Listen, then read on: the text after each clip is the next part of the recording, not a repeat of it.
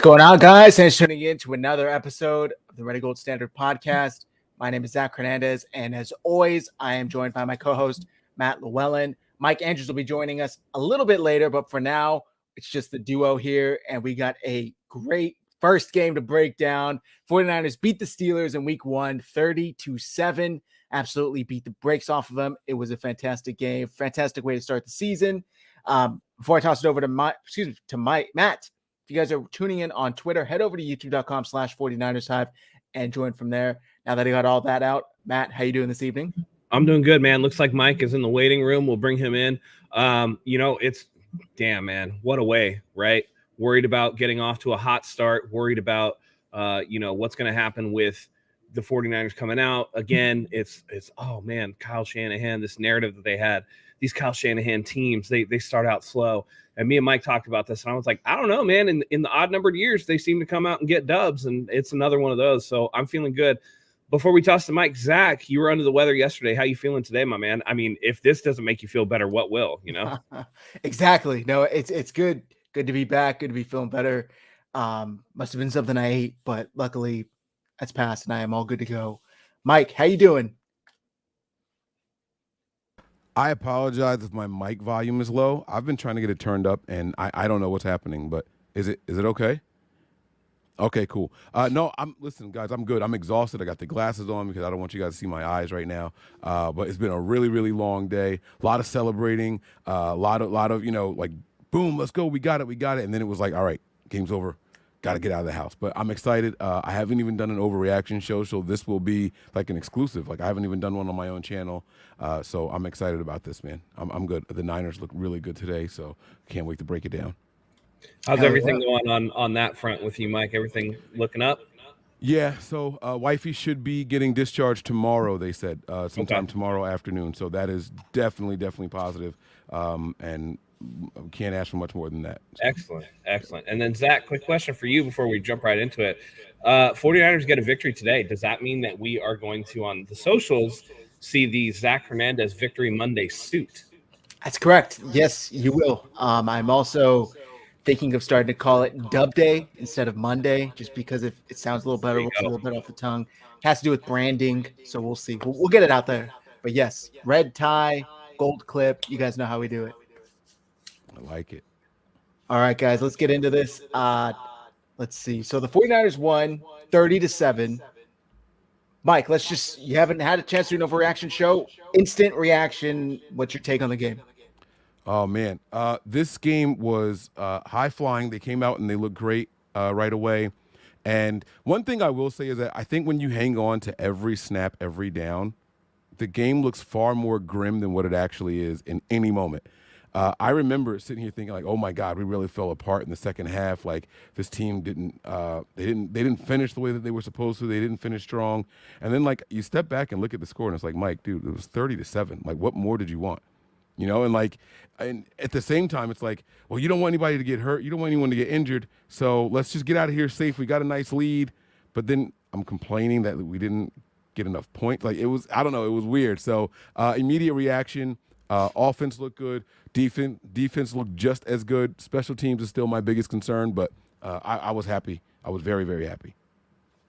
Likewise, my brother was over here to watch the game, and he kind of noticed. She's like, you're so stressed out. It's like 20-something to 7 at this point, maybe 27. He's like, I think this is a done deal. And I'm like, look, man, it's one score, and then it's a one-score game. Like, you can't just kind of ease up here. So I'm always on edge, which is funny because if I'm watching another team play, if it's like a 2-3 score game, I'm like, oh, this game's over with. Like, clearly they're not coming back. Matt, what's your take on the game? I thought this was a case of the 49ers taking some bulletin board material and coming out motivated, right? Kyle Shanahan does not start well. Patrick Peterson tells that he's going to intercept passes. And we'll get into Brock Purdy's response to that afterwards. I thought that was like really good. But overall, I thought that this was a pretty dominant victory in all phases of the game. Moody made all his kicks. Wishnowski pinned them within in the 5-yard line or in the 10-yard line 3 times. There was, the defense only gave up 41 rushing yards. It was a great game, man. And it's really nice to see the 49ers get out and get to a quick start for once. So That's the main thing I think is that the biggest takeaway is for the past 2 to 3 years, for whatever the reason, right? We've seen the 49ers get off to a slow start, and that comes to bite them in the ass come January. As recent as this past January, where they had to go to Philly, where maybe if they won one of the games either in Chicago, in Denver, in Atlanta, then they don't have to go to Philly and Eagles have to come to Santa Clara instead. Well, they took care of business today. Brock Purdy looked phenomenal, in my opinion. He looked like he was in complete control of the offense. There were way too many hits on his elbow for me to be comfortable with. I'm sure you guys probably felt similarly. But so many times he was just getting the ball off as his arms getting smacked. And it was very, very concerning to me. But I really enjoyed once the 49ers were up and had this lead that he was able to kind of, with the clock running, take the play clock down all the way down to 1 to 2 seconds every single snap. It was very, very consistent. And we said it last year, but even more so week 1 of this year, he looks like a veteran. He looks like a guy who's been in this offense for 2 to 3 years. Like it really is impressive. And I know some people, Ted, are out here saying that he's only having success because he's being carried by Christian McCaffrey. I think that's absolutely ludicrous. Outside from the one big run, Christian McCaffrey really couldn't get much going on the ground. Well, I mean, he was fine, besides the one big run. I think if you take the one big run out, he had like 21 carries for like 90 yards, which is not bad, right? Okay, You're looking that's at better than I thought. per. But to say Here's that he another was one I carried, that it's a case of you have a dominant victory and a little bit of what Mike kind of went through before he took a step back, right? Dominant victory, but in the moment you're just like, oh, they didn't win by as much as I wanted them to, or they didn't score enough in the second half. Christian McCaffrey carried Brock Purdy, whatever. And it's like, this is why we can't have nice things, man. Like, what are you doing right now? It's just enjoy. You got to enjoy the win for what it is, because they're not all going to come this easily. Because this was a dog walk all the way through. And there are points where I did see some areas where the 49ers might have a problem on their hand down the road. But for today, they embarrassed Mike Tomlin and the Steelers. I think this is the worst loss of Mike Tomlin's Steelers career. But prior to that, at home was a 31-7 loss to the Ravens, but that was back in 2006. Dude, I mean, it was a great game for like off rip for them to go down and score on the first drive and keep it going from there and really embarrass Patrick Peterson right off rip. So it was great to see. They came out. Brock Purdy came out and showed why he is what Kyle Shanahan described as the real deal. He looked really good.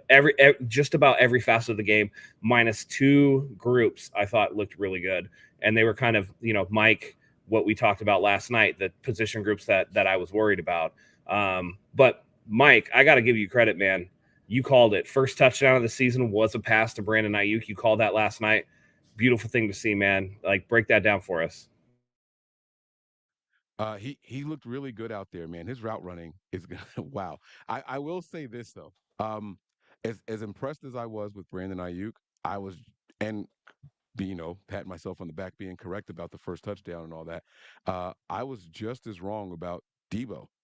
And there were people telling me, you thought Ayuk wasn't going to be the guy here, and it was going to be Debo. And look at you, you're wrong. Like I saw that in comments. And I'm sitting here like, okay, well, what do you want me to do now? Like he is who he is, right? Like I can't change any of that. So what I like though, Brandon Ayuk was just the guy out there. If we needed something to happen, boom, we went out there and did it. They tried to use a little bit of Jawan Jennings. It worked one time, another time it didn't. It's almost like it was like telegraphed, right? It's third down. First third down went to Kittle. Then the next third down was Jawan Jennings. The next third down was Jawan Jennings, but they stopped that one. I just really, really liked what we saw.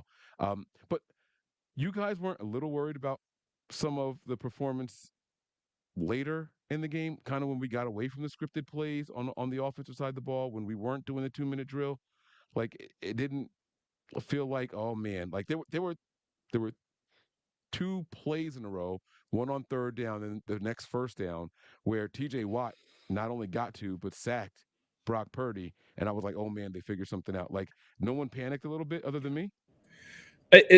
So that's one of the areas that I was looking at. And Mike, just as a heads up, your mic's like really low volume for whatever reason.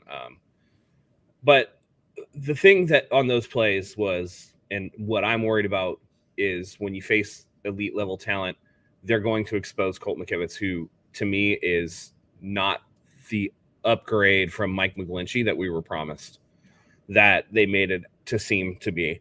Right. There's no excuse to not address that. You just had how many quarterbacks injured and they didn't touch the offensive line.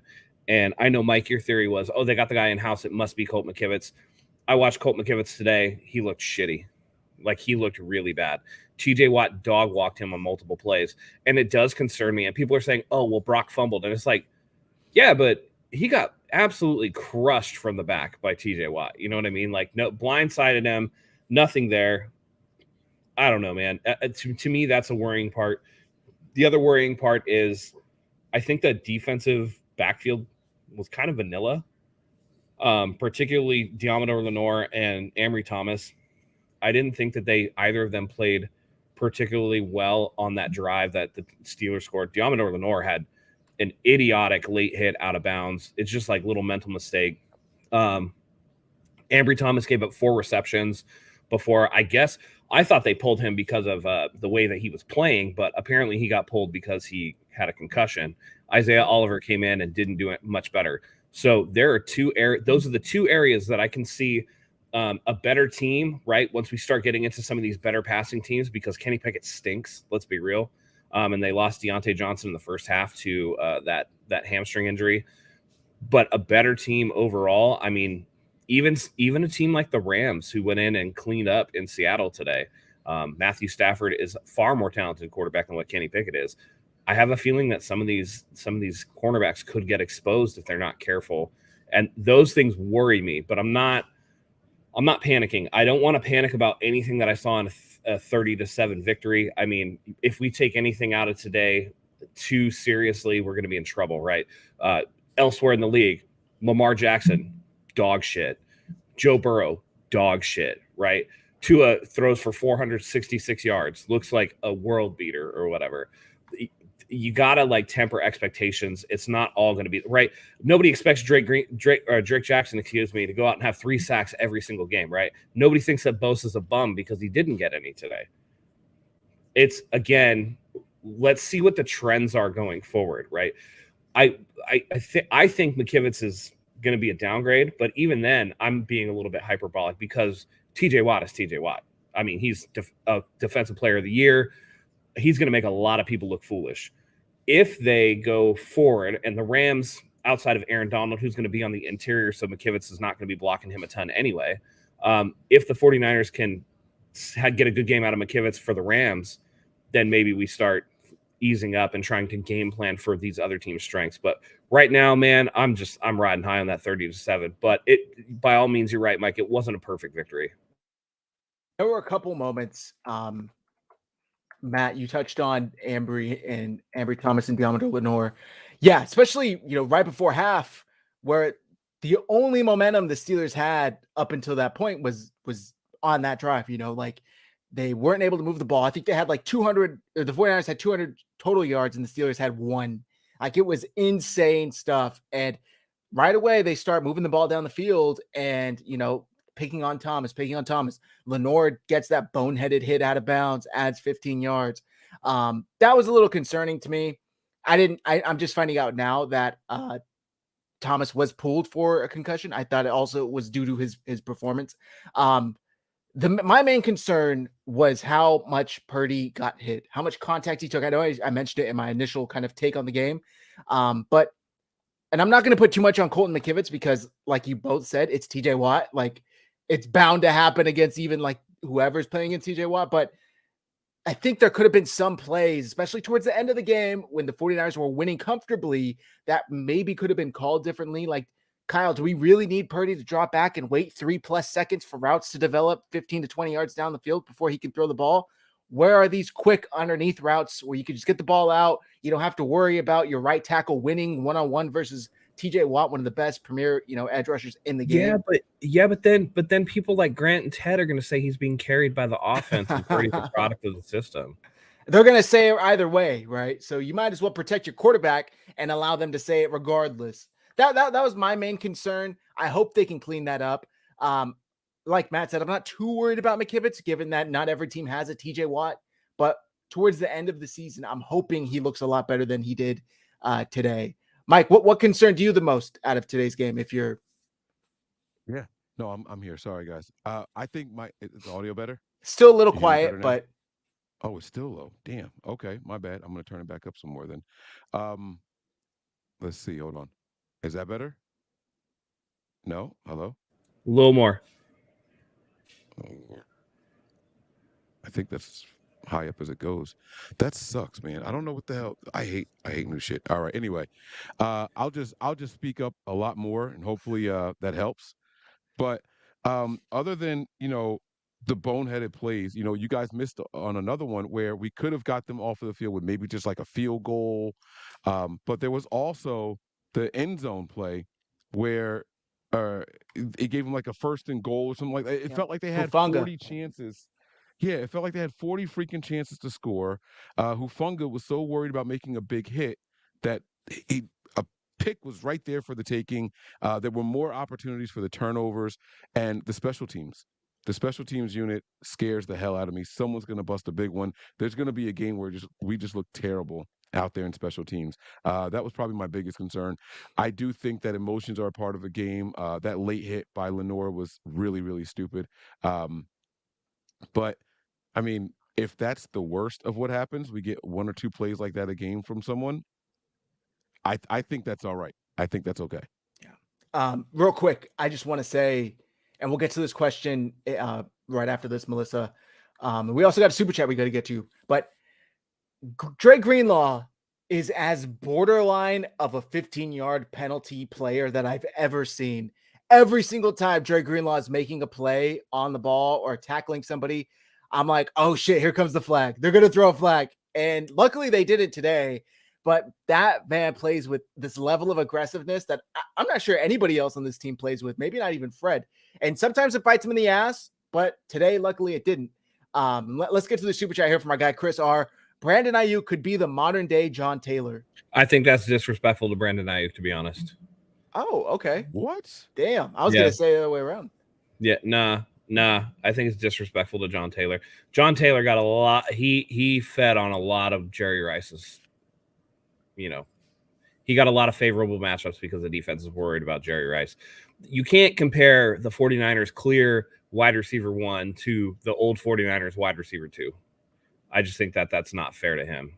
And I think that if Brandon Ayuk continues on this trajectory, he's going to finish with better statistics than John Taylor, who I think only had like 7,000 yards receiving. It wasn't anything crazy like that. So I think I get the sentiment, but I think I just don't like comparing players to other players. It's just, to me, it's reductive and kind of. I think it's really disrespectful to both guys, right? And actually, I'm looking at it now. He had 347 catches for 5,598 yards. Brandon Ayuk's going to pass that. Yeah. Like that's easy money for him. So let's play this game since everybody always does it after one game. Brandon Ayuk is on pace for a 2,193-yard season and 34 touchdowns since everybody does it after 1 week. Did you guys happen to see like all of the memes after Thursday night game where it's like Patrick Mahomes leads the league in interceptions, only quarterback without a win, cannot beat Jared Goff? Those are killing me, man. All right, we got a question here from Melissa. Let me pull it up. Am I the only one upset with the forward pass call on Talanoa Hufanga's pick? I wasn't upset. It was a forward pass. It looked side by side to me. But if you scroll the video, Hufanga threw that ball at the 45 and Gibson caught it at the 43. Okay. It was clearly a forward pass. I didn't get a good angle on it. I kept thinking that because they kept showing a side, like kind of slanted angle on TV.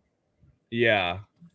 No, I can put it in the chat and we can scroll this bad boy real quick if you want. Yeah, sure. It's I'll put that in the private chat. There we go. Yeah, they showed the side view to try to show what he was going for, like where when I release the ball, it's gonna be behind me, like, but that doesn't mean it wasn't a forward pass. Like he tossed it with momentum forward, but he kept running, so the ball kind of floated in space.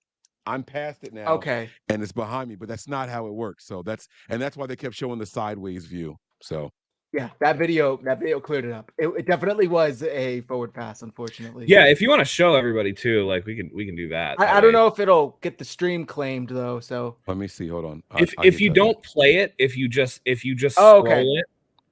Yeah, if you don't play the video, you just click scroll. it and highlight it. Yeah. And by the way, we're doing analysis of it, so I feel like that's fair use. Let me scroll back to it's at 10 seconds. There you go. So watch where he'll throw it. He'll throw it at the 45. So you see him very slowly. He's looking. Now watch. He throws the ball at the 45, and then look where he catches it. That's a forward pass, dude. Yeah. Yeah, from the time it leaves his hands to where it was received by someone else is forward. Yeah, that's 2 full yards. Yeah, that's forward pass. I appreciate the effort. But I know, I thought it was heads up because he looked like 5 yards ahead of time, and he was like, "Oh shit, okay, if I do this to him, then I can get out and block for him, right?" Like that was the idea of it. I thought it was like a really heads up like type of thing. And I mean, they were up 27-7 at that point. It's the fourth quarter. Like, what do you have to lose? Yeah, really. Like, you already picked it. It's not to the middle of the field. It's actually to the sideline. So even if Gibson drops it, it's probably going out of bounds. I thought it was a pretty heads up play for sure. I've always wondered why when DBs make a long return, like, and you're running out of gas and you got your whole convoy behind you, why no one tosses the ball to them. Like, he finally did it, and I was like, I love it. I understand it's a penalty, but I love the attempt. I love what you were trying to do. Like, real team player right there. Not all about himself. That was beautiful. Yeah. I get these compilations of like hot mic funny moments from NFL games suggested to me on TikTok. And one of them was from, I want to say 2011 when the 49ers went to Philly. And I forget which running back it is that the Eagles had at the time, but they're like on the goal line and he's getting tackled. And as he's getting tackled, he turns to throw the ball. Yeah. And the 49ers recover. I think Justin Smith recovers it, but that's just one of the moments where that goes wrong. 2011 was Shady McCoy, right? That was that. It was McCoy. You're right. Yeah, it was McCoy. He's getting tackled at like our 2-yard line. And he, for some reason, tries to turn and pitch it to another Eagles player. That went horribly wrong. 49ers recovered. Speaking of hot mic moments, did y'all catch the Geno Smith? Oh my God. Yeah. As Aaron Donald. Aaron Donald. Yeah. So funny. By the way, I'm gonna call it now, not to again be too hyperbolic in week 1. I'm right about Geno Smith. Mm-hmm. He did not look good today. Yeah. They screwed my late game parlay, but that's all right. That's all right. And Baker Mayfield and the Bucks screwed my early game parlay. I had 2 5-game parlays. One team was off on both of them, but that's all right. That's all right. All right, guys. Go ahead, Mike. I was just going to say it's been a fun week of NFL, man. I'm glad football is back. Yeah. It's such a good feeling. I was telling Ashley the other day, I'm like, I feel like I'm so happy I could cry. Like, football's back. It's just such a great time of the year where you just have this like surroundedness feeling of happiness knowing football's on. Yeah. Oh, by the way, Shu Longlow with the correction. It was Ronnie Brown, not Shady McCoy. Thank you very much for that. Thank you. 2011 was a long time ago, bro. Yeah. Yeah. Chris R. Wilkes called a great D game after all this worried fans and the preseason talking about he's not going to live up to Ryan's. He looked fantastic. I mean, the defense looked fantastic. There was no noticeable difference, at least in this game. And I just want to say for everybody who was talking about Kenny Pickett, 5 possessions, 5 touchdowns in the preseason, that shit was meaningless. As soon as this ball snapped today at 10 a.m. Or 1 p.m., I guess, in Pittsburgh, none of that mattered. None of that mattered. And the 49ers, were the same defense that they were last year, regardless of who's coaching them, and just as ferocious as ever. Javon Hargrave in the middle, Nick Bosa on the side. Drake Jackson, hell of a game, 3 sacks. I think he had 3 sacks all last year, and he had 3 today. So hopefully that's a sign of things to come. Not saying he's going to get that every game, like Matt said, but very promising when Bosa wasn't necessarily there producing numbers-wise. Yeah. Somebody else was. The snap count was what was most encouraging to me about Drake Jackson. He was out there a lot. And so that tells me that they have more confidence in him this year. Right. So all good things for sure. I'd like to see too many penalties today. 11 penalties, 85 yards. They got to clean that up. That stuff Absolutely. is a killer. That's the type of stuff that is in closer games will cost you. They can get it out of the way a little bit, but it is a trend that Kyle Shanahan's teams are really penalized. They got to lock up that discipline, man. I'd really, really like to see it tightened up. Yeah. Another thing, and maybe it was because he's still not 100%. I was a little surprised at how little George Kittle was involved. I mean, how many catches did he have today? 3 catches for 19 yards. He made some blocks though. That's the thing. He was still effective, but I feel like that would be harder on the adductor muscle than just running routes though. Don't you think? You would think, but that's Kittle, I guess. I was expecting to see him a little more involved, but Brandon Ayuk was just a dog. I mean, 8 receptions on 8 targets, 129 yards, and 2 touchdowns. That second touchdown that he had was extremely impressive, and I think he was a little motivated by Patrick Peterson's comments earlier in the week regarding how there's certain tells of the 49ers offense, guaranteeing an interception. Brock Purdy had a little something to say about that after the game, which I thought was funny. But Peterson, I think you should probably stop talking on these podcasts, my guy. Hold up. I'm going to shoot him some bail. Oh, wait, go ahead, Matt. Okay. Nope, go ahead. I was going to say, I love the fact that Purdy afterwards, he was like, yeah, on that deep ball, was that against Patrick Peterson with like a little smirk on his face? Like he knew damn well who it was against. Yeah. And he just wanted to throw that shade. And rightfully so, too. By the way, that was a beautifully thrown ball and an amazing catch by Brandon Ayuk. That was like in the pocket, in like the only area where Brandon Ayuk was going to be able to. And that back shoulder fade is something that the 49ers have not been able to throw. I thought it looked really good, man.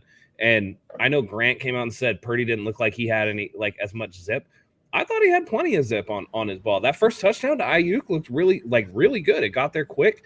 He made some plays. There was a scramble play that he had where he threw off 1 foot to Ayuk as well. That looked really good.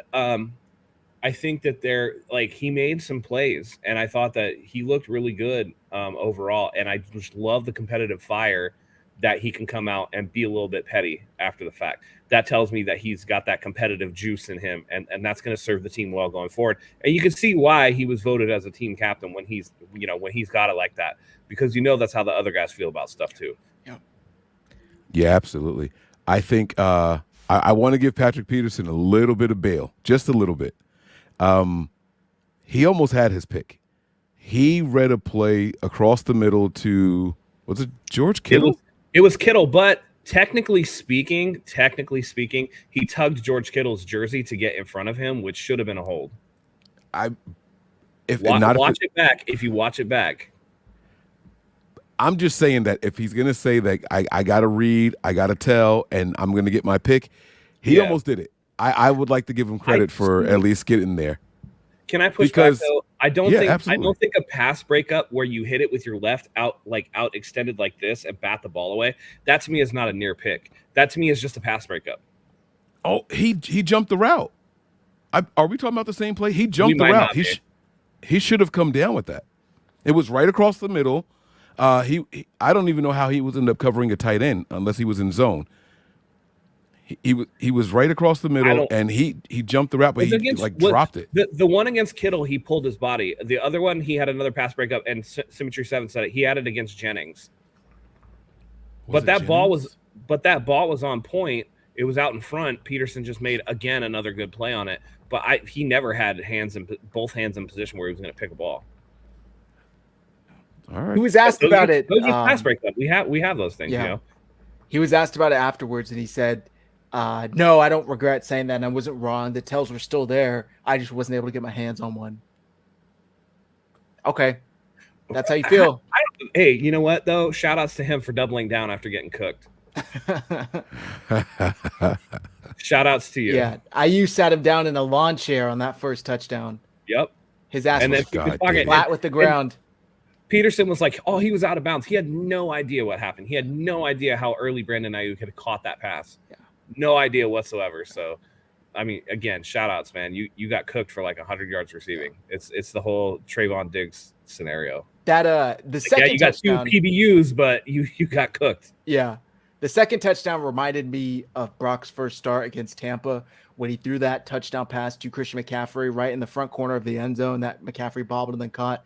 That was like similar thing on the opposite corner, but I was really impressed by that throw and the catch too. Like I was like, whoa, we don't really see that from a 49ers quarterback receiver. I thought the placement was better on this one. Yeah, it was. You're right. Yeah. Mike, you were saying something. Sorry, we cut you off, I think. No. You guys are good. Okay. We got a second super chat here from our guy Sean. Geno Smith and biblical Greek equals caca. You guys think Purdy's arm looks weak? Will it backfire? You think Ayuk is becoming Anquan Bolden? Be blessed. If he develops to an Anquan Bolden, 49ers going to be that'll be looking good. I mean, I don't think that his arm looks weak. I think it looks the same as it did. I think he has enough to get it there, just like Drew Brees had enough. And I'm not like, again, we already went through this. Not necessarily like you don't have to have the strongest arm in the world, right? Eli Manning didn't have the strongest arm in the world, but he had enough. And there were a couple throws that fade, the pass to Ayuk, both touchdown passes, right?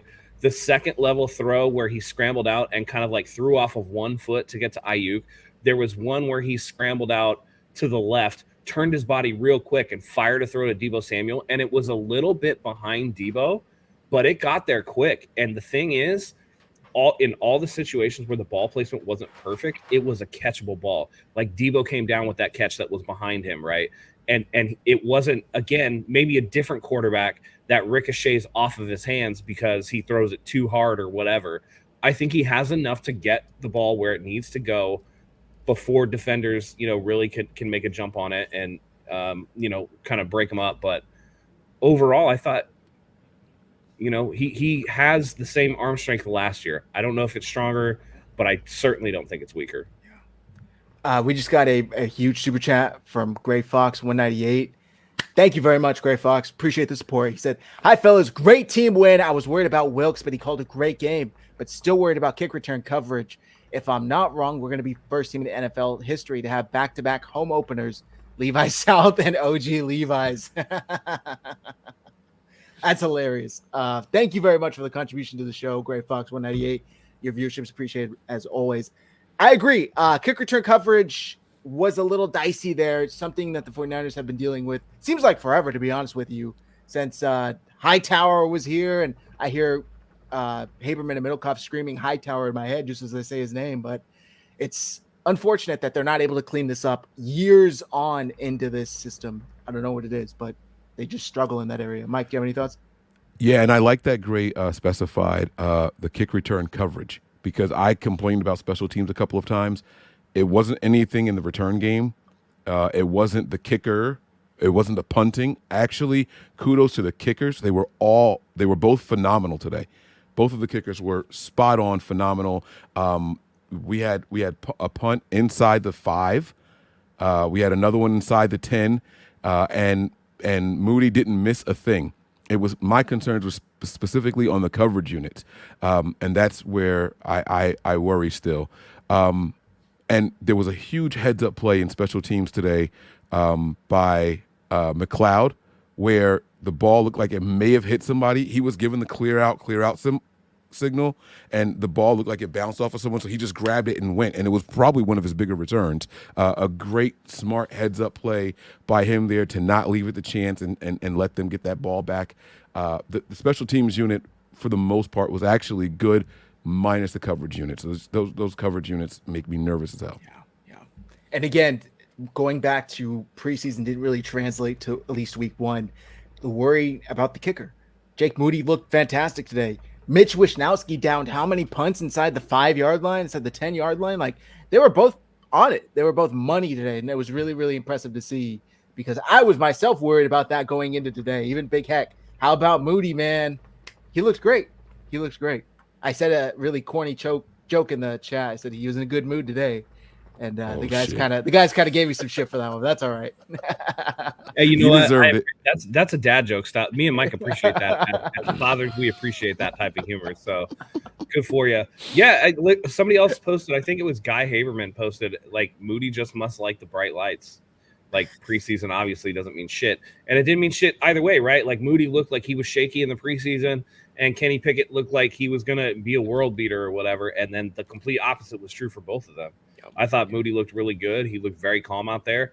I thought it was very, very good sign for the 49ers going forward that on the punt that was blocked because the entire right side of the Steelers line jumped early, he came right back. And this was after a freeze-out attempt, by the way. Yep. Tomlin called the timeout early to try to freeze him. The next one was a block, but it was offsides. The fact that Moody went right back out there and then just drilled one, I mean, that's a good sign. That's a sign and that it went, I'm not letting this shit bother me. And it went right down the middle. Right down the middle, too. Like, it was a perfect kick after those two things that happened there. I know I see Sin's question here, right? And I swear that there were 3 turnovers today. But when I went and looked at the box score, it only said 2. But Hufunga's did count. The Hufanga pick counted, but they brought it back. I think it's 10 yards from the spot of the violation or whatever. It was 10 yards. The change of possession still counted. The turnover counted.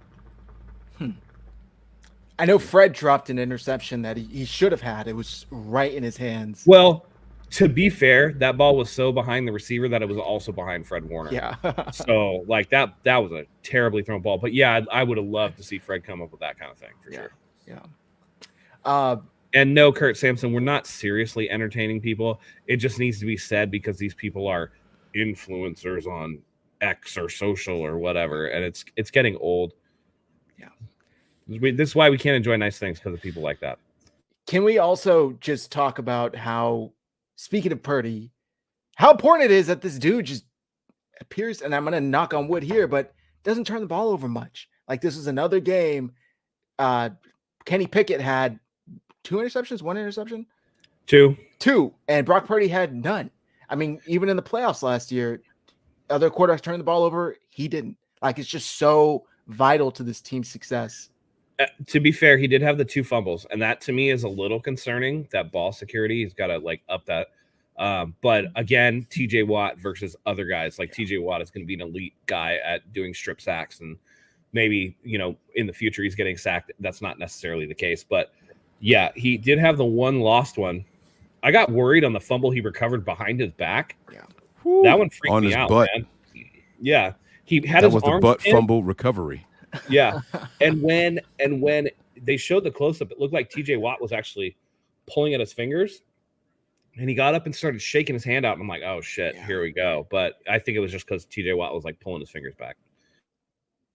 I do have a question for you, Matt, though. I did make a bold prediction on the show yesterday, and we said, where I said 40 turnovers for the 49ers defense this year. Do you think that's still a far stretch? Yeah, and yes, I'm being extra because it's only week 1. I still do. That's still at 2 a game. That would, like they had today, they're actually behind pace for 40. They would only have 34 if they go. So they would need to actually be 2 point something per game. I do think that that's like a little, but in your defense, you also clarified later in saying that you considered forced fumbles in that number. So not necessarily ones that they got back, but ones that they forced. I think that is more realistic, but 40 actual turnovers, I think is a stretch. that would be insane, but I don't. Yeah, maybe a stretch, maybe 35, maybe. All right. What was okay? We talked about Purdy, we talked about McCaffrey, we talked a little bit about Ayuk and Kittle. Were there any other like bright spots that maybe didn't go as noticed in your guys' opinions that we didn't talk about already? Drake Jackson. Oh, Dre Greenlaw. I thought that Dre Greenlaw, no penalties. He was out there flying around, making tackles. I thought that he played a very clean game with a lot of intensity, and I thought that that was something that was encouraging to see. As he grows as a player, you can see his situational awareness kind of go up, right? Normally, in past years, a 15-yard penalty on a late hit is not going to Diamond or Lenore or one of the corners. It's going to Dre Greenlaw because he came in late and just like waylaid a dude, right? And we saw it across the league. There were a couple of those. Arizona had one against Sam Howell where their guy like just cracked him out of bounds. Jacoby Myers got sent to the shadow realm today in the Raiders Broncos game. But I think that Dre Greenlaw is starting to mature as a player, and I think that that's, you know, a good thing. Randy Daytona, hell no, I didn't pick the Steelers. You can go back and watch the tape. I definitely picked the 49ers. Yeah, Big Hex says Drake Jackson, David Yang. Fred was looking damn fast out there today. He was like a missile, man, flying around. Bro, when he hit the hole and crushed Najee Harris, I was like, ooh. Yeah. And that was early on, too. And I was like, okay, these boys came ready. These boys came ready to play today. It was outstanding. Yeah. The Pittsburgh Steelers as a whole finished with 41 yards rushing on 10 carries. Najee Harris had 6 carries for 31 yards, and Jaylen Warren had 3 carries for 6 yards. Kenny Pickett had 1, I assume, scramble for 4 yards. So just nothing there all day. Yeah. 239 total yards, by the way, for the Steelers. That's pathetic. Yeah. Time of possession, 49ers won 37 minutes and 23 seconds to 22 minutes and 37 seconds. This was just a full-on beatdown. This was bully ball. Ass whooping. Exact. Not even in disguise. That was an out in the streets ass whooping. Yeah. All right. By the way, one more thing while we were talking about the ass whooping. And Randy Daytona says Steelers were mad confident, including the Steelers fans. I know Mike is aware of them that were in the show yesterday. They ain't gonna be back today. We know that for damn sure. But before the game, I was watching Fox NFL Sunday or whatever, and Jay Glazer was interviewing Mike Tomlin before the game, and he was like, yeah, what'd you say? He was like, what's your Tomlin saying of the day or whatever? I guess he has one.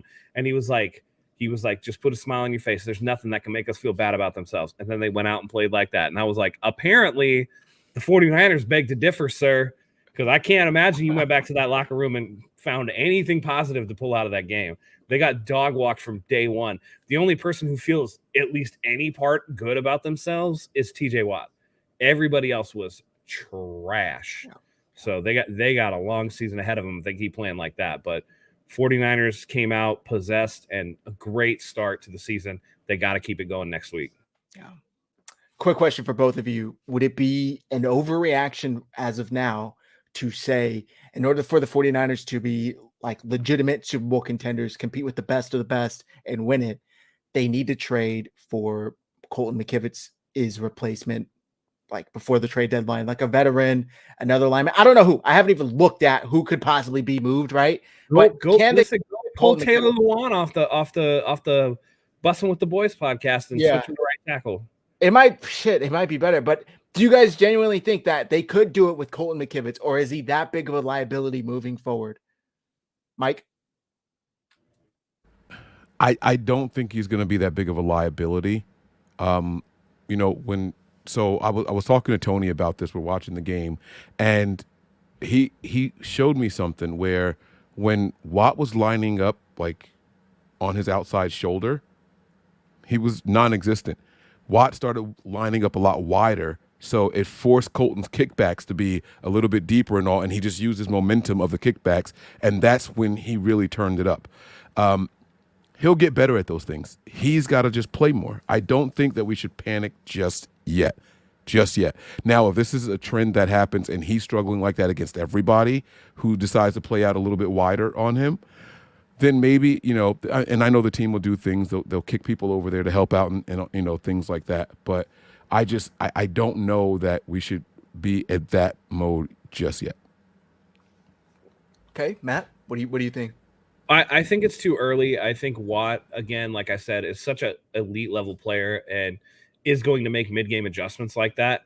I don't think that every team is going to have somebody even close to that level that's going to be able to do the same thing with Colt McKivitz. I want to see what he does against the Rams, and then I want to see what he does at the home opener to really kind of determine, okay, the Rams don't really have an elite edge rusher, right?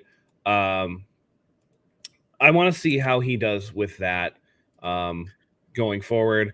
And then the Giants, I mean, they're getting completely outclassed tonight on Sunday Night Football. Kayvon Thibodeau is a promising player, but looks like he's been neutralized fairly well tonight. So you're going to get all three, right? The Rams don't have anybody that I'm worried about. Kayvon Thibodeau is like a nice middle ground between us, the scrub that the Rams are going to throw out there, and TJ Watt. After 3 weeks, I think we're going to have a much better idea of what Colt McKivitz is going to be going forward. And as long as he's not an out-and-out liability, I don't think you need to rush out and replace him. I think you can work around the limitations that are there, and really just stick to the strong side of the ball. I do think that Trent Williams' job is going to be made a lot harder. So I think we need to keep an eye out on what he does the next couple weeks. I also would like to see Spencer Burford clean up those penalties too. I wasn't happy with the way that, he had a hold, he had a false start, but just sloppy that right side of the line. Not great. Trent Williams had his 1 penalty per game that we all know and expect from him as well. You mentioned the Giants game. I just have to say this. My dad, God bless him, is a Giants fan. And he was so excited. He got season tickets. He's at his first game with his wife. She's never been there. And I feel so bad for them that they're sitting out there in this rain and watching this onslaught happen. It's 40-0, and the fourth quarter isn't even 5 minutes in yet. Yep. Like, I feel so bad for them. But I just wanted to say that. That sucks because my one Sunday Night Football parlay was Tony Pollard and Barkley would each score a touchdown. So hearing now that they haven't even scored a single point, the Giants, that sucks. Oh well. I'll be 0 for 3 today. That's all right. We got a question here from Sin. What do you believe the weakest area of the defense is? I think it's got to be all the corners not named Mooney Ward. Mike, you seem surprised. I think the corners and coverage were actually pretty good, except Ward. I think maybe it's because of how much we paid him and how I view him. I'm a little disappointed in what he's doing. So maybe that's why I feel the way that I do. I liked Lenore out there today. The couple of times we saw Womack out there. I wasn't mad at Ambry Thomas. Matt, this is something that we discussed. Like, we can't expect these corners to not give up passes. Like, they are going against NFL quarterbacks and NFL wide receivers, right? So there's going to be catches on these guys. Just don't get, like, beat deep, or don't miss the tackle and let them shake you and go off and score. You know what I'm saying? And I didn't see that today. But there's something about Ward. I don't know if he's just not motivated every single play. There's certain plays where he's on, he's lock, right? And that's like, it's a solid 70% of the time. But that other 30, it looks like he just doesn't care, or he's not engaged, or he's expecting help or something. I don't know what it is with Ward. It's just, I don't know. He worries me more than the other guys. The other guys don't have the expectation of excellence. Maybe that's what it is. Where with Ward, because of, him being corner one and all that, I expect him to be a little bit more consistent, and I don't get it quite enough from him. I do think that it's interesting that you give the pass to Ambry Thomas, who gave up 4 completions on that one drive, and we'll give a pass to Deommodore Lenore, who had multiple idiotic penalties and was giving up passes too. But then Ward, who had the interception, is giving up a couple passes to their better receivers because he's covering Deontay Johnson before he got hurt, and then George Pickens. I don't know. I think it's a little bit weird, but I do agree with Zach. I tend to agree that anybody not named Mooney Ward needs to step up a little bit. I think Lenore is there coverage-wise, but those 2 penalties were just so dumb, and just particularly that late hit. Like, what were you doing? Hufanga had already lifted, I believe it was Najee Harris, had already, Najee Harris tried to hurdle him. Hufanga got just enough that he was starting to glide out of bounds. There was no reason for Lenore to come in and hit him, and just, you'd like to see more situational awareness in that. So especially if you're going to be cornerback 2, you really need to step up your game and really be somebody who's locked in and dialed in. You talk about Mooney Ward with sometimes the lapses in, does he want to play? Is he fully engaged in this play? We need that from Lenore at least, because you're not as talented as Charvarius Ward, so you got to work extra hard to kind of stay in the game. But to me, yeah, that cornerback group is one that I worry about, particularly the slot corner.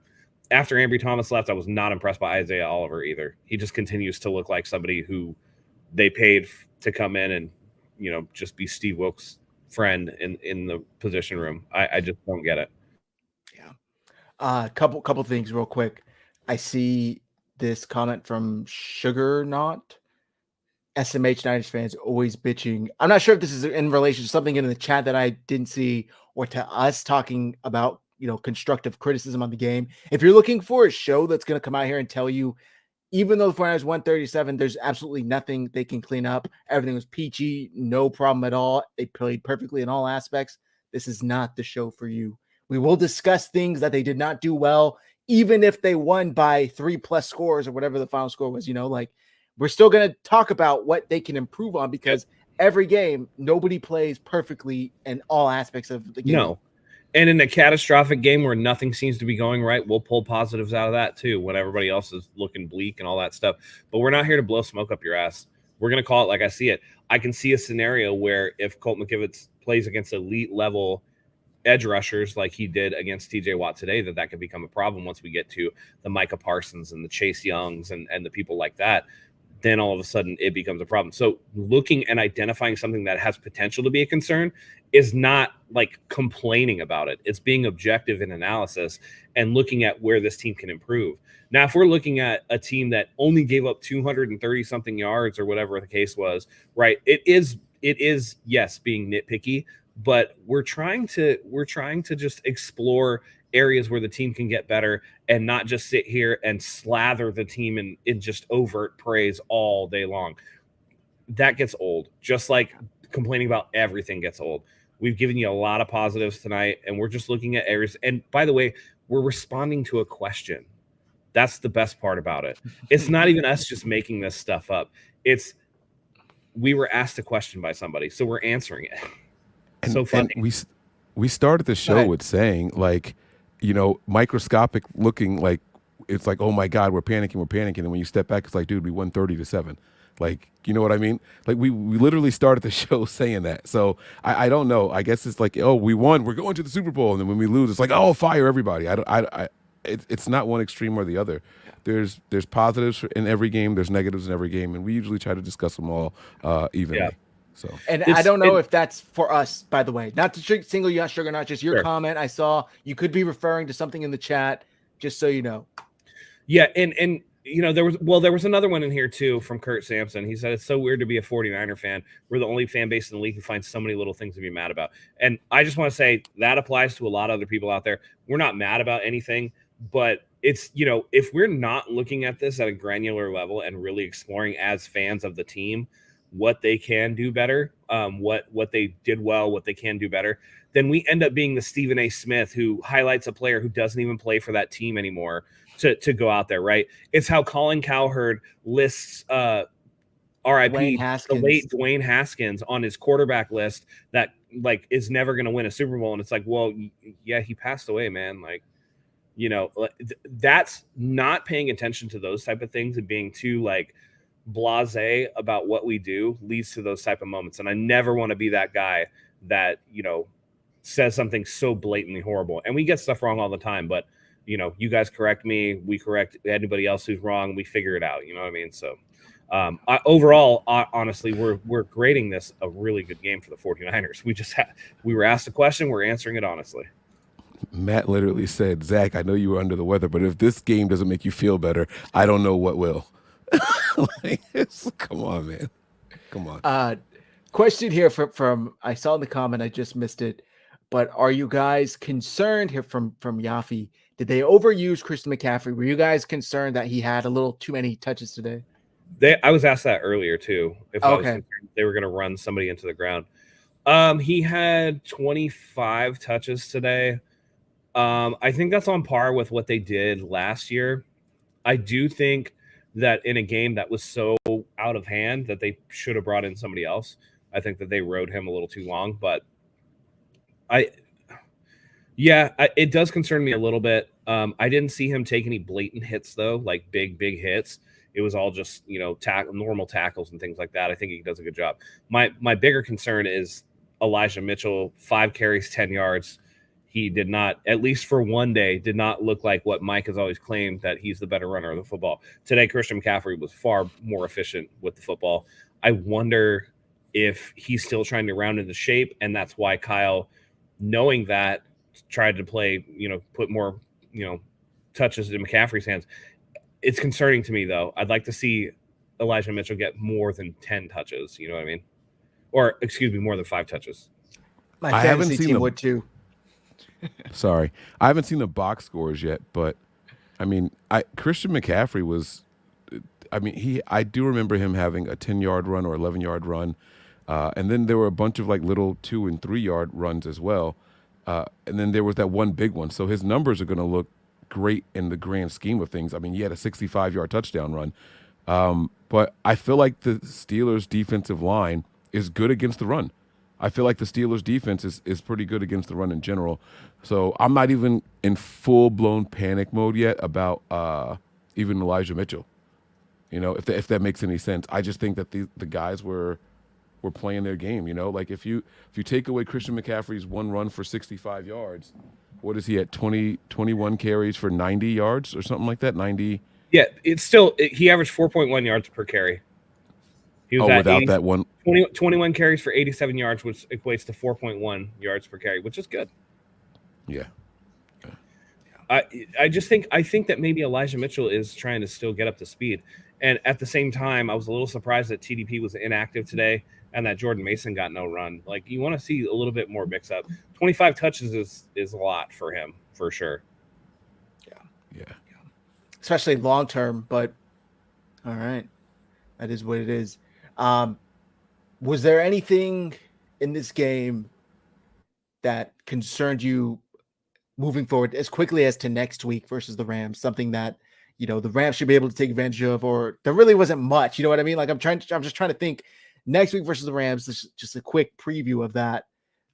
Maybe interior offensive line. Is Aaron Donald going to be a problem for these offensive? I personally don't think so, but just as an example, anything you think the 49ers need to clean up by then? No, I don't think that the Rams have the receiving core that the especially with Kupp being out, you know, when we're going to play them. I don't think they have the receivers that the Steelers do.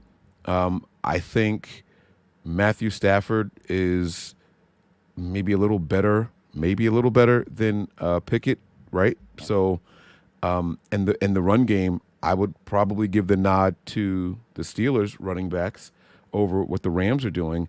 And then as far as on the defensive side of the ball, they don't have a TJ Watt. You guys mentioned that. They do have Aaron Donald, but we know how to play around him. I'm expecting the Rams to move him around a little bit. I wouldn't be surprised to see him lining up over McKivitz a couple of times just to see what they can do. They did that in the year they won the Super Bowl. They moved him all over that defensive line to just create some disruption. But they also had Von Miller that year. Like, it's just I don't know where the pressure from the Rams is going to be applied to us. I don't see it anywhere. I don't. I'd like to see them get a little bit more discipline, less penalties, but that's essentially it. Even again, the stuff with Lenore and really Lenore was more about the penalties. But the stuff with Thomas and the stuff with McKivitz thing, again, like Mike touched on, we all touched on, against TJ Watt, that's concerning. Less so against Aaron Donald. Don't get it twisted. The Rams came out and played a hell of an opener in Seattle to win, but I've been saying this for a long time and people don't believe me. Geno Smith is overrated. The Seattle Seahawks are overrated. They're not as good as people think that they are. And so a team like the Rams early in the season, when they have a lot to play for, is going to, play hard for Sean McVay and come out and surprise some people. They had like some guy, Pico Nikua or whatever, had like 10 catches for like 139 yards or something like that in his debut NFL game. I guarantee you that is not going to happen against the 49ers. Matthew Stafford, for as good as he is not a mobile quarterback. He's going to be ripe for the picking back there for the 49ers. And the 49ers have traditionally played Matthew Stafford really well. Yeah. Even in the game we lost in the NFC Championship game, the Rams weren't out there lighting us up. That was more 49ers being unable to move the ball. So for me, I think that it's just little things that you need to clean up, and that's going to come as you get further into the season. A lot of these starters played a couple of snaps in preseason, so they're not out there doing it for the extended period of time they are in the games. Even at practice, I think practices are like 2 hours, right? They're not out there for 3 hours for an NFL game. So you'll see the efficiency kind of creep up. a little bit more discipline as the team goes on. One thing that I was super happy about coming out of this week, and we'll knock on wood that it continues, the 49ers came out of this game healthy. And I think that is the biggest key. So there's nothing that concerns me going into the Rams game other than the normal, like, it's a division opponent. Those are always tough type of games. Because they're going to go back to Santa Clara. They're going to have a week essentially at home. They'll fly out on like Saturday to go down to LA. It's a short flight. They'll be able to go and do their thing and then come back home for the home opener. So they definitely can take care of business. Nothing too concerning for me. What about you, Zach? Yeah. The secondary, like I mentioned earlier, I think they all could I think the penalty against Hufanga right before half was kind of cheap. I don't think that was a legitimate penalty. And I saw guys like Croc saying that wasn't really illegal contact. It was within 5 yards, maybe 4.5 at most. But other than that, there still were some penalties that were legitimate penalties that I would like to see cleaned up. You mentioned Burford earlier, Matt. I agree with that. I'd like to see that cleaned up. Receivers not named Brandon Ayuk, I would like to see them maybe get a little more involved. And yeah, maybe Jordan Mason gets some carries. If you're not going to, for some reason, go with Elijah Mitchell, then split the kind of workload with Christian McCaffrey and another back. That way you're not overloading him this early into the season. But other than that, just keep the pace, man. Keep the pace, because if you stack these wins early on, maybe by some unfortunate circumstance, you don't have to, you end up losing a game later on in the season. It doesn't hurt as much because you didn't lose those winnable games early on. So that's what's most important. Just win these games that you're supposed to win. And we got our home opener next week, one of first of second home openers in Levi's South. So we got to take advantage of there. We know Faithful are going to show out in LA. So they showed out in Pittsburgh today, and I was surprised, man. I know that they were doing like the takeover or whatever. There were a lot of 49ers fans there. And at one point, I think I saw Jesse Naylor on TV, actually. I thought that was funny. But did you all see Jawan Jennings draw his typical, I'm going to annoy the crap out of you until you hit me with an unsportsmanlike? Yeah. He got another one of those today. I think that's pretty fun. I'd like to see Ronnie I love Bell when he does that. I love when he does that. He goes out there and he blocks his ass off to the point where it frustrates the corners and they end up swinging on him. And he relishes the moment. And he finally learned to not punch back. I don't know if you remember his rookie year. He was out there throwing punches back and getting the penalty. Now it's like, and okay, here comes your flag. Like they see it now. So it's pretty cool. Yeah. Harold says, shout out to offensive players who blocked. A lot of plays happen because of the blocking, including CMC's 65-yard touchdown run. Both Ayuk and Ray were blocking, early on and down the field. That play looked different to me than I want to say it was Christian McCaffrey's run against the Seahawks where he got caught from behind. I thought he was going to get caught from behind for sure, but he had the gas. He had the speed today against Pittsburgh to where he wasn't caught from behind. He was able to think it helped that it was the second play of the first drive of the second half. You know what I mean? Like, yeah. He got the whole halftime break and he was like, all right, cool. I'm gassed up and ready to go. Yep. By the way, another Steeler who got knocked on his ass today. And so the 49ers, do that. Last time it was Minkah Fitzpatrick. This time it was number 23 with Brandon Ayuk blocking him. I loved seeing the wide receivers get out there. Another encouraging thing to me when you talk about the blocking is when you don't hear about people, right? I didn't hear Jake Brindell's name. I didn't hear Aaron Banks' name at all today. So if I'm not hearing your name, it means you're doing good. So that's fantastic to me. It seems like from center to the left side of that offensive line is pretty locked up. It's pretty, and like Mike said, Trent Williams going to get his one penalty a game, but he's good enough that's okay. Because I saw him blow some dudes up today. So that works for me. But yeah, I really think that, they can get that done. The blocking looked good today. Just clean some stuff up. Yeah. Can I ask you guys a question? Mike, did you have something to say? Okay. How the hell has Kyle Shanahan not won Coach of the Year? Especially last year, doing what he did with his third string quarterback. And who did it go to? Brian Dable? How Brian the hell Dable. has that he was not robbery. been That was robbery. That was horseshit. And I've heard people not even mention him as a potential, a candidate this year if the 49ers have a repeat of last year, regular season wise. How does that not fall on coaching and what Kyle Shanahan is doing directly with this offense, directly with Brock Purdy, directly with the team? Mike, do you have an answer? Because I'm scratching my brain thinking how the hell he's not getting any respect. I think maybe there's just people that don't like him that do the voting. That's the only thing I could possibly come up with, right? Like because he's definitely deserved it. He's absolutely deserved it, not just last year, but especially last year. I do understand the Daboll kind of surprising people, getting that Giants team that nobody saw coming, getting them to the postseason and all that. But I mean, I don't get it. I don't have a legitimate answer as to why he hasn't gotten it. I don't know. Yeah. It's very frustrating. And Symmetry 7, it's the same reason Bill Walsh only won it once. It's I don't know what it is. And even the 2019 year where the 49ers went from worst to first in the NFC, he lost to John Harbaugh when the Ravens had been good for, who knows how the hell long. I don't know why they keep not considering him for Coach of the Year candidate, but he deserves to win one. I don't know if they think he's arrogant and, like Mike said, that kind of rubs them the wrong way.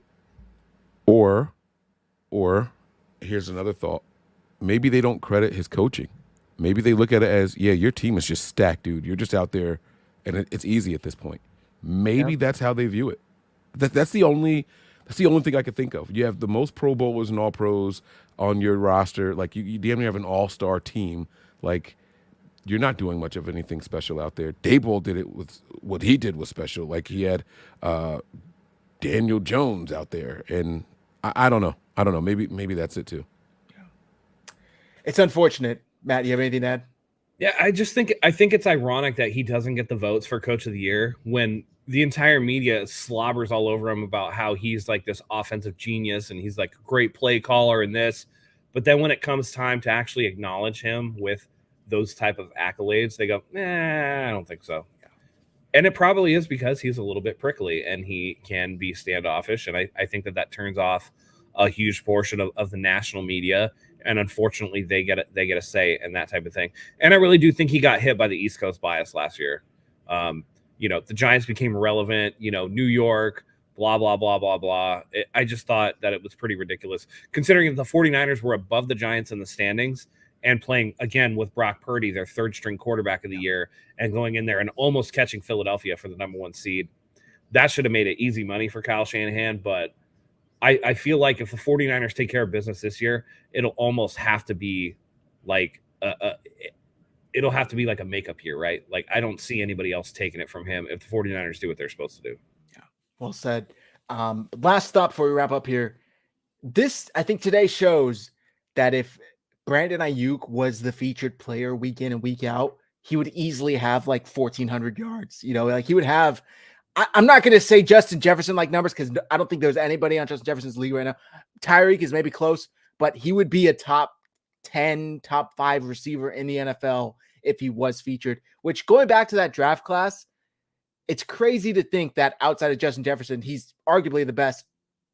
Him and CD, I want to say, are fighting for number 2 behind Justin Jefferson.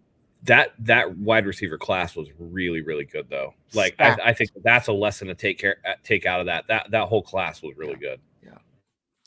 All right, Mike, did you have any final thoughts here before we wrap up? I do, man. I do. A lot of the 49er fans out there were nervous about this game. The more Matt and I talked last night, the more confident we became. I think we actually predicted a multiple score win for this team. I didn't think it was going to be quite that margin that it was. But with that said, I think we can finally put to bed the slow starting 49ers. This time the offense came out on fire. The defense came out on fire. And we don't typically get that. I know that last time we won the opening game, Matt talked about the odd years, the Tampa Bay year, and then 2 years after that. Those games were a lot closer. I'm not going to say a little. Those games were a lot closer, and if it weren't for the 2 pick sixes against the Buccaneers, did the Niners even win that game that year, right? But this wasn't close. This was another East Coast venture. This one was over in the first half for all intents and purposes. Like it was not ever close. The slow starts are done. Kyle found his guy in Purdy. Purdy, even when things were going rough for him, never looked frazzled. And I really, really like seeing that. I like seeing the kids smiling during the game on the field, in the huddle, coming out of the huddle, making some plays, getting up and saying, yeah, let's go, let's go. I like seeing all those kind of things. Right. Yeah. Like, I like seeing those things, right? He's out there running for first downs and everything. Had a couple carries to over 20 yards. Like, that's all we're looking for. That's all we're looking for. The slow starts are done. Doesn't mean there won't be hiccups along the way, but this is a team that typically gets hotter as the season goes on. If we're going to turn up from this point, the league is in a lot of trouble. Those are my final thoughts. Yeah. Yep. Did you see the picture, Mike, of Purdy's family taking a picture of him freeze framed with Purdy? Put it up, Zach. I thought this was hilarious. They took a picture in front of the TV with Brock Purdy doing the first down and smiling into the camera, and they got that with the family photo. I thought that was hilarious. Good stuff. I'm with you. I think Brock Purdy has a sort of competitive fire to him that a lot of good quarterbacks have.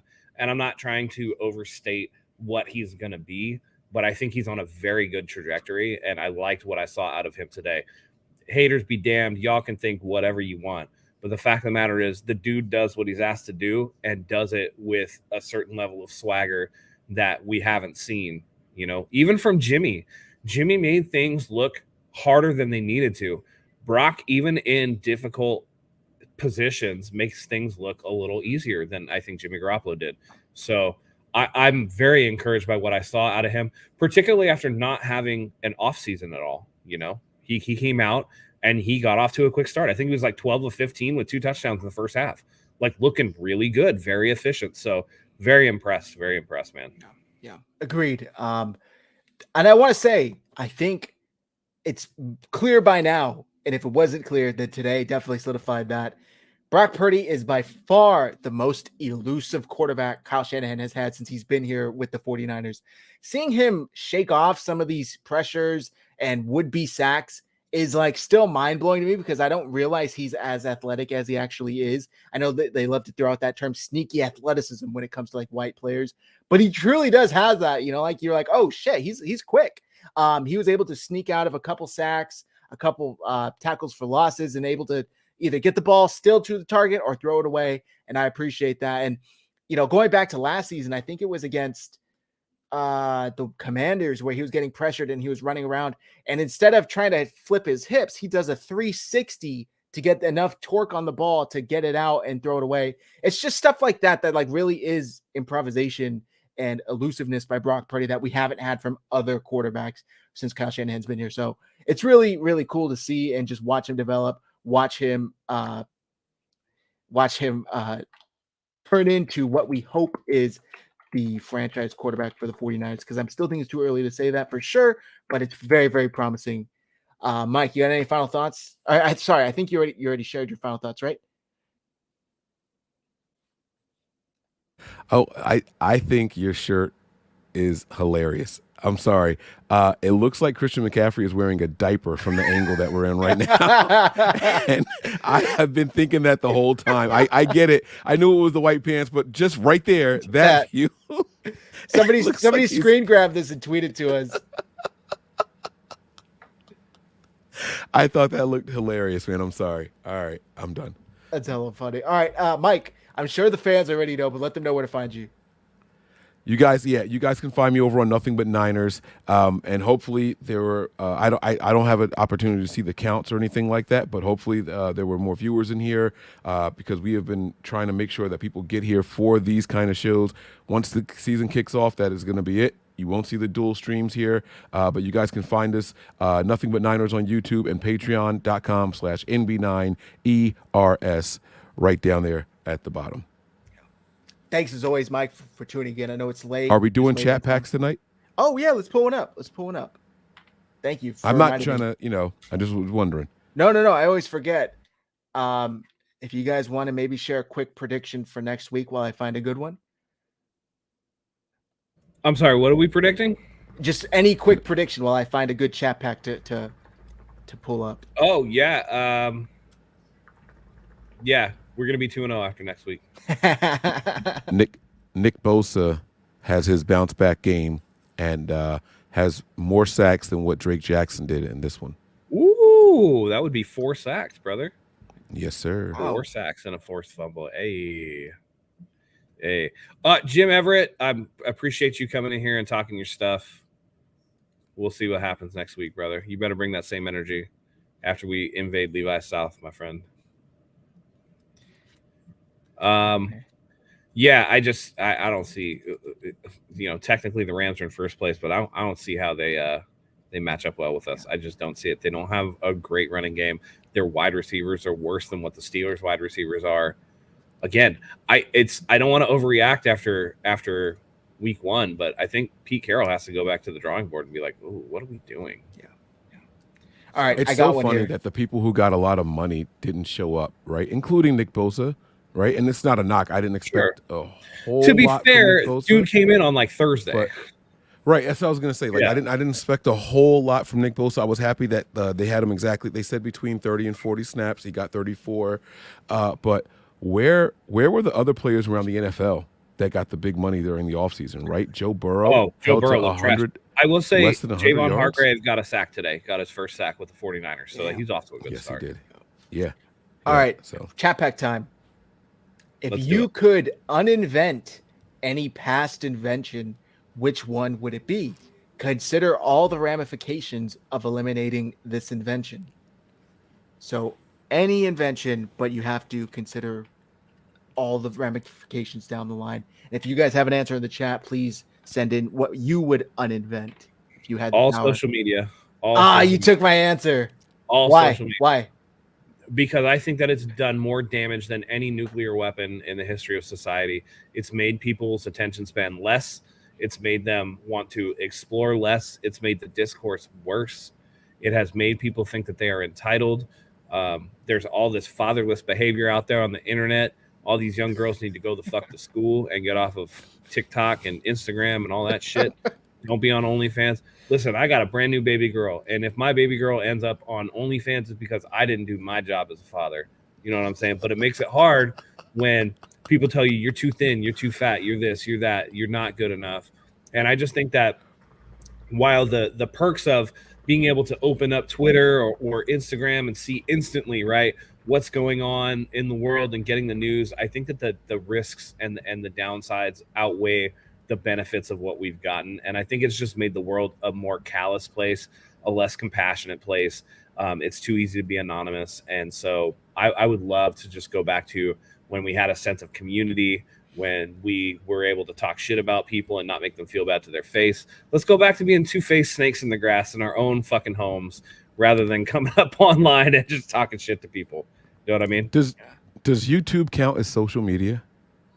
No, I consider YouTube a platform where we produce content, mainly because there's not that instantaneous interaction.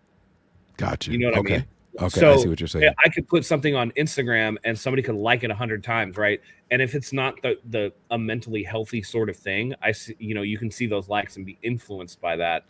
I think there's too much easy influence based off of a click of a heart on something, and so I'm not feeling that. To be fair, all of us met on Twitter, so right. Symmetry had a good one. Know each other. I would uninvent racism. That's not an invention, though. That's like a state of mind, and you're never going to be able to get. This goes back to all old school tribalism, right? If it's not race, it's going to be class. If it's not class, it's going to be BMWs versus Mercedes. If it's not that, it's going to be something else. People will find a way to group to. If it's not 49ers fans versus Seahawks fans, it's going to be something else. We will always find a way to get into an in-group where we have commonality, and we will other everybody else. That's just the human condition. And really, it's a lot of mammalian behavior, too. I think it's just hardwired into our DNA to be kind of shitty in certain aspects. I don't know that you can uninvent that stuff. Sorry to get super deep on that. No, it's cool. I like it. I would uninvent the 5-day work week. Oh. I think that that is a false sense of security. I think that people just don't value time enough. And I think that work can get done just as efficiently on a 4-day work week or even a 3-day work week if you have the right employees and the scheduling is done the proper way. I think that would encourage more family time. It would also help with what Matt was talking about, right? I think less daughters end up on OnlyFans if, people spent more time with their families. I hate the idea that teachers spend more time with my kids, more waking hours with my kids than I do. I absolutely hate that idea. I hate the idea of that. There's not much I can do about it unless I'm homeschooling them. And if I'm homeschooling them, then where's the money coming from? And it's just this bad trickle-down effect. So I think that's where I would go. Hey, as somebody who works a 3-day work week, I got to tell you, I love that shit. Yeah.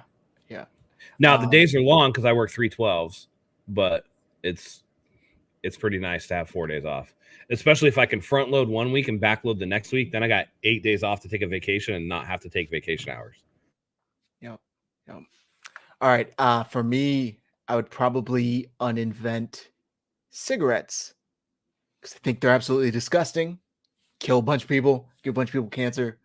Do whatever the hell you want. It's your life. But if it was only like you, then maybe. But the fact that secondhand smoke exists and it still does affect other people, I don't know. I don't see a point of it. So I would uninvent cigarettes. Matt took my answer of social media, so I'll go with my second answer of cigarettes. Yeah. Symmetry 7 says, but really, I would uninvent money. I don't know. I'd uninvent money. You know what I would abolish, though, is the Federal Reserve. We need to go back to the gold standard. Yes, that's a good one. And have something set by actual commodity and not by people in a boardroom. Yep. Symmetry 7. Making me breaking news. Caleb saying 1 more year at UFC after watching tonight's game. I haven't even seen the game. But all right, guys. Thank you, everybody, for tuning in. We appreciate all of you guys spending your Sunday evening with us.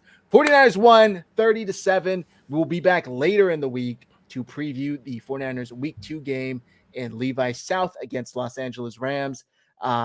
Mike, you already let the folks know where to find you. Nothing But Niners on YouTube, Nothing But Niners on Instagram, patreon.com/Nothing But Niners. Matt, you want to carry us out? Absolutely, man. This was a big win. They came out, took care of business, really buried that narrative that Kyle Shanahan teams get off to a slow start. Came out of the game healthy. Everything looked pretty good. Brock Purdy looks like exactly who the 49ers wanted him to be in game one. Brandon Ayuk has ascended to wide receiver 1. Christian McCaffrey is still that guy. The defense is still out there thumping and turning the ball over for, the opposing teams. Just a beautiful win, man. I can't think of a better way to start the 2023 season. So let's continue that on next week against the Rams and Levi South. Hope you come back and join us. Thank you for everybody who was here tonight.